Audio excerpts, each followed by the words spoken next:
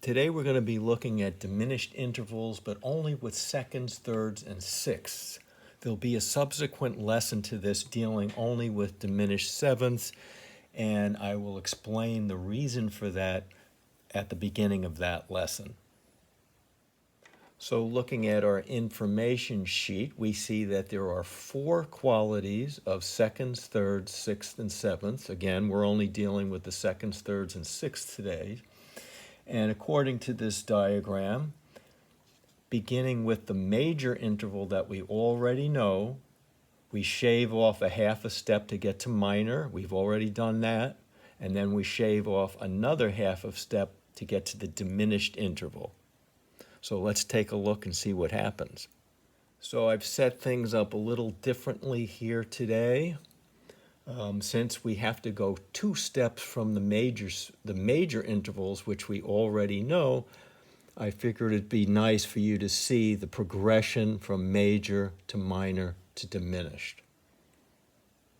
So we begin today with what we know. E to F sharp is a major second.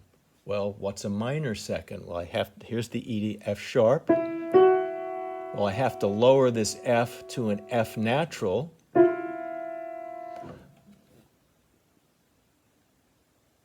So now a minor second is just E to F, and now I have to lower the F to an F flat. I'm going to put it flat here on the F line and put in my F. So here we have E to F sharp, E to F, which is a minor second, and listen to a diminished second, E to F flat. It's the same as a unison. Okay, on the keyboard, it would just be 2 E's. You can't have 2 E's on the keyboard, but 2 people singing this, they would both be singing what looks like on the keyboard as E's. So the diminished second, moral of the story, diminished second is the enharmonic equivalent of a unison. In other words, it sounds exactly the same as a unison. And moving on, we have a C sharp to a D sharp. I need a minor second above C sharp. Well, I lower the D sharp to just a plain D. So C sharp to D is a minor second. And now I need a diminished second above C sharp. Well, we have to lower the D to a D flat. So we have C sharp to D sharp. Major second, I lower the D to a D sharp to a D, C sharp to D. It sounds much more harsh. And then C sharp to D flat on the keyboard. It's the same note. So a diminished second is equal to a unison in sound. And let's move on to E flat. We know a major second above E flat is E flat to F. So I need an F flat. I have to flat that F. So I have E flat to F, and I'll insert the flat right here. And then for the diminished, I need a double F. So a double flatted F. So I have E flat to F double flat. See what these sound like. E flat to F, major second. E flat to F flat, minor second. E flat to F double flat, diminished second. Sounds like a unison to me. And in this following example, you're going to see where this system of starting with a major and then going to a minor and then to a diminished, it breaks down and it becomes impractical. And this happens when you begin with both flats, an A flat and a B flat. And let me show you what happens. If A flat to B flat is a major second, then A flat to B double flat is a minor second, and A flat to B triple flat is a diminished second, but there's no such thing as a triple flat, so it renders this whole process impractical. All right, let's go through the same process with thirds now. We begin E, G sharp, which is a major third. So we have to lower the G sharp to a G. And then for a diminished third, we lower the G to a G flat. And notice in all of these cases, I have an E to some kind of G, E to some kind of G, E to some kind of G. They all sound different though. E to G sharp is the major. E to G natural is the minor third. And E to G flat is a diminished third, and it sounds like a major second because this G flat could be rewritten as an F sharp, couldn't it? So there's an equivalence between an E to G flat and an E to F sharp. All right, we have F sharp to A sharp. First note of the F sharp scale to the third note of the F sharp scale gives us a major third. We're going to drop this A sharp to just a plain A. So F sharp to A is a minor third. And then for a diminished third, we need F sharp to A flat. Let's see how they sound. Here's the major third, minor third, and the diminished third, which is actually a whole step. F sharp to A flat is the same as F sharp to G sharp. So it's the enharmonic equivalent of a major second. And on to C, E, which is a major third. We're going to bring the E down to an E flat.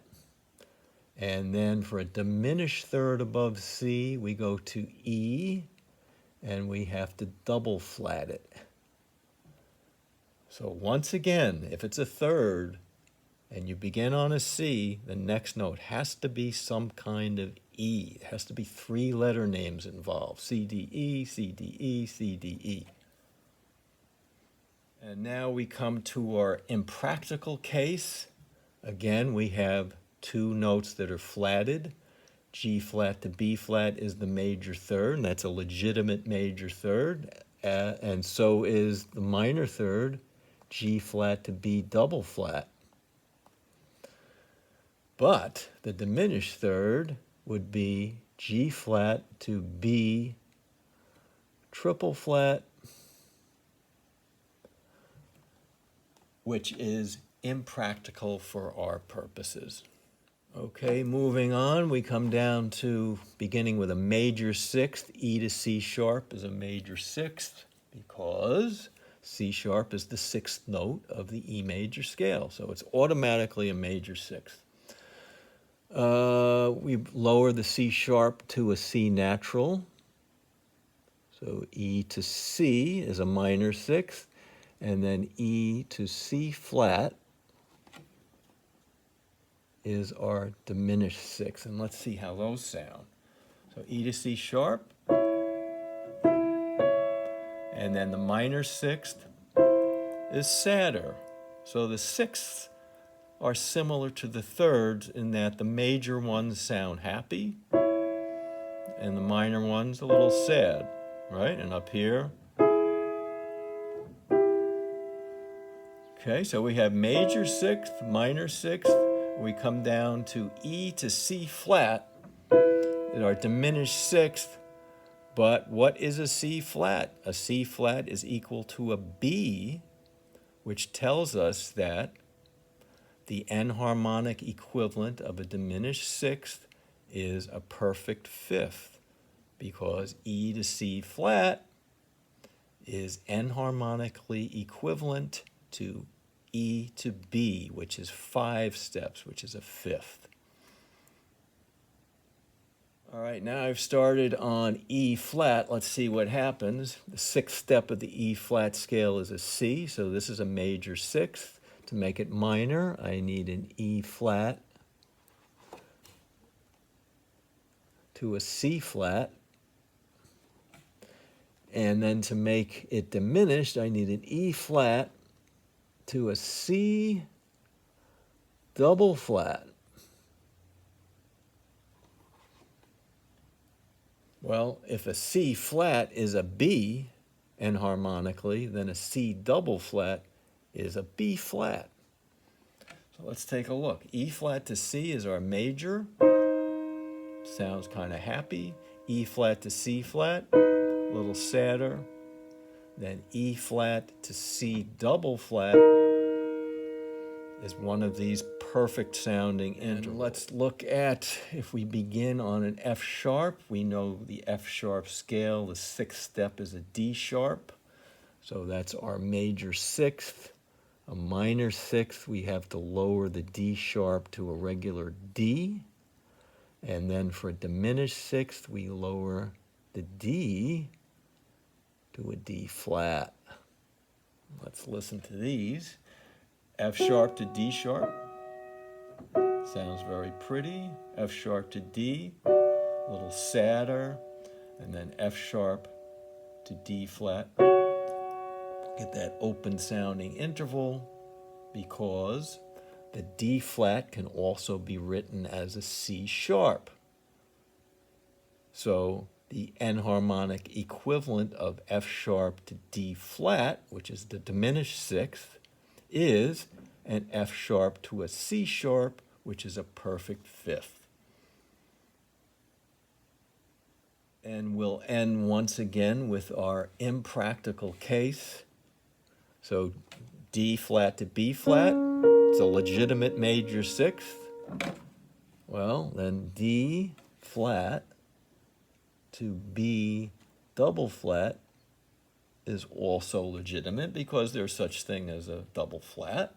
So we have D flat to B flat, D flat to B double flat. And the B double flat is really an A if you look on the keyboard. This is where it gets absurd. And then we go, we want to diminish sixth from this. Well, we go D flat up to some kind of B. But we know the minor sixth is a double flat, so the diminished sixth would have to be one of these make-believe triple flats. So it's completely impractical. Well, thanks for watching, and please hit subscribe if you enjoyed this video. And I'll see you next time with diminished sevenths.